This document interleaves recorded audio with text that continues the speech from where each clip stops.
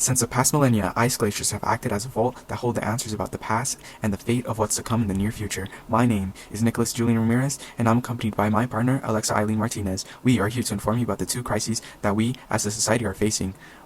The permafrost has been acting like a vault for thousands of years, where ancient bacteria and diseases lie buried. Animals and even human carcasses infected prior to being locked into the ice are threatened to be released as the permafrost thaws. This may seem like the start of a science fiction movie, or something that may take another million of years to happen, but it's already started. Rare but deadly anthrax has come to this remote corner of Siberia. A 12-year-old nomad boy has died in an outbreak in Russia's northern Yamalo-Nenets region. 20 others are infected, and another 90 people are undergoing health checks. Emergency crews evacuated some 240 people, many of them children, from a camp for reindeer herders close to the site of the outbreak. Scientists think climate change may be to blame. They say warmer temperatures are melting Siberia's permafrost, exposing reindeer corpses infected with anthrax in previous outbreaks decades ago. The bacteria can hibernate for many years. The boy is reportedly the first anthrax fatality in Russia since a major outbreak 75 years ago of this treatable disease, also known as the Siberian plague. Triggered by an unusual summer heatwave that melted the permafrost in 2016, an anthrax outbreak in Siberia linked to a reindeer carcass was released. This caused over 2,300 reindeer deaths, dozens of hospitalized people, and the death of a 12-year-old boy.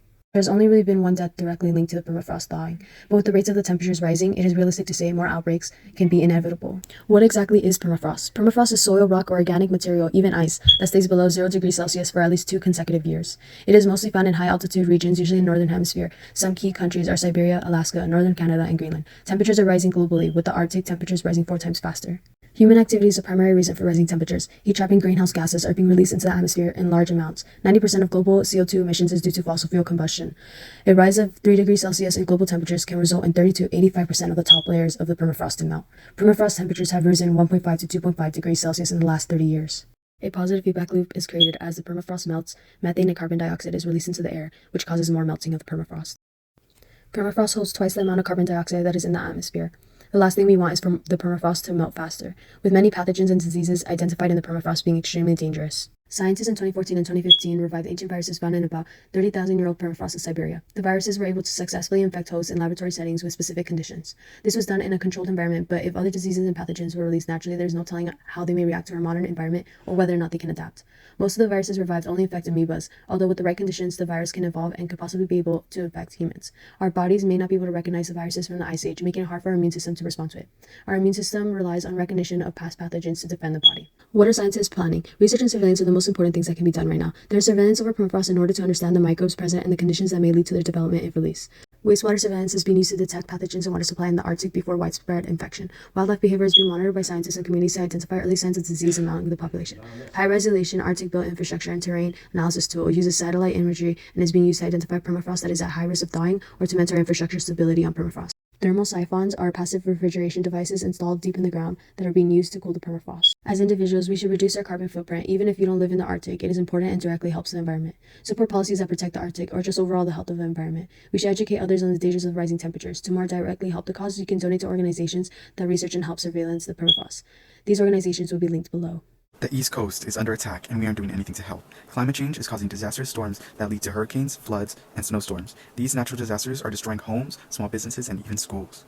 The destruction of these disasters are increasing by each degree of temperature that the world is rising by. As the temperature rises, so does the temperature of the ocean. This temperature fuels the kind of intensity that kills lives. The reason for this is because of the warm water being surrounded by cold air of the melting glaciers in the north. These two temperatures amplify and enlarge the amount of destruction that's to come in the near future.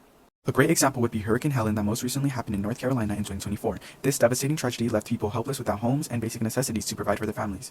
This hurricane led to the shrinking of North Carolina's coast. According to NOAA, the cost of recovery from the natural disasters in America in 2024, including Hurricane Helen, was about $182.7 billion. Here are some charts to give us information about the cost of recovery for natural disasters in America. We can see that the majority of the costs for natural disasters are from the East Coast of America. Also, the majority of the costs are in the billions, closer to the $2 to $5 billion range. Here is a website where you're able to look at the total cost of damages of some major natural disasters that happened in the U.S. In this website, we are able to see that Hurricane Helen took place on September 24th and ended on September 29th of 2024. That was only 5 days, but the total cost of the damages was estimated to be about $78.7 billion, and that is surprisingly the average cost of what we are usually paying. Now that we talked about the cost of the damages, let's take a look at the actual damage being done. These disasters are shrinking our coast and are causing the collapse in our ocean ecosystem because of the pollutants that these disasters are drawing out. This also affects the ocean's oxygen and salinity levels. Salinity is the amount of dissolved salts that are in the water. This can impact marine life such as highly moving creatures like fish. Because of the loss of some of our ocean ecosystem, we will lose money that we can get from fishing. This also causes the economy to lose and use more money for recovery. Now, if this continues, by 2050, a big majority of America's East Coast, such as North Carolina, will eventually be submerged underwater. The sea levels in the East Coast will rise 10 to 14 inches within the next 30 years. Some short-term effects that we can see are more frequent and more violent storms that will cost us more money to fix damages. This will also lead to the loss of money for the U.S. Some long-term effects are rise in sea levels, a lower economic growth, a decline in living space for people that live in the affected areas, and lastly, a loss in biodiversity because of the damage being done in the ecosystem.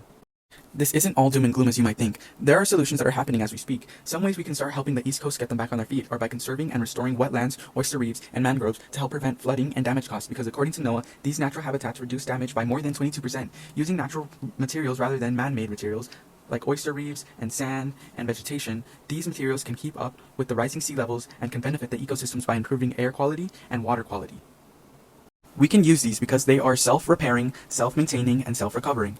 Oyster reefs can reduce the wave impact by up to 50%. These natural solutions can save billions of dollars that flood damages could be causing. An example of a solution that is already being done is Mobile Bay, Alabama. Two soon-to-be-implemented oyster reef restoration project should reduce wave height by 51 to 90% and reduce wave energy at the shore by 76 to 99%.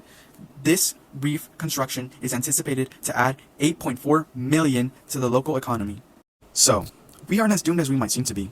We have heroes doing work to help us better our future. Now, it's your turn to be the hero you want to see in the world. We as a whole are more capable than we might seem to be. Together, we will be great.